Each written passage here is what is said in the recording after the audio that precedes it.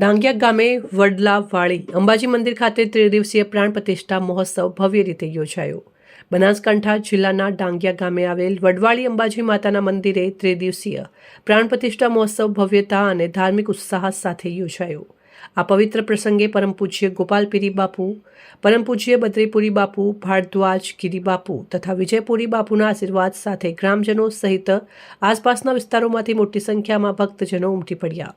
આ સાથે મોટી સંખ્યામાં સાધુ સંતોએ પણ હાજરી આપી મહોત્સવનો પ્રારંભ શુભ મુહૂર્તથી પૂર્ણાહુતિ સુધી આચાર્ય શાસ્ત્રી દિનેશભાઈ ત્રિવેદી દ્વારા વૈદિક મંત્રોચ્ચાર સાથે કરવામાં આવ્યો। હવન યજ્ઞ, પૂજા અર્ચના અને વિવિધ ધાર્મિક વિધિઓ દ્વારા મંદિરના આધ્યાત્મિક માહોલથી ગુંજાવી દીધું। આ પ્રસંગ દરમિયાન માતાજીની મૂર્તિની પ્રાણ પ્રતિષ્ઠા વિધિવત રીતે પૂર્ણ કરવામાં આવી।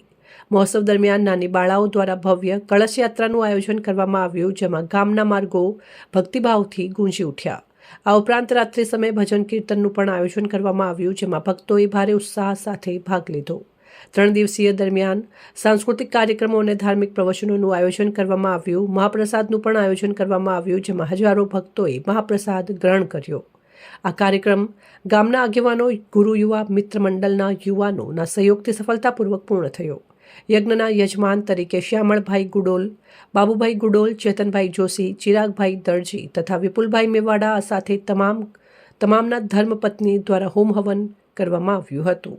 પ્રસ્તુત મહોત્સવને ગામમાં ભક્તિ અને એકતાનું અનોખું વાતાવરણ સર્જ્યું હતું।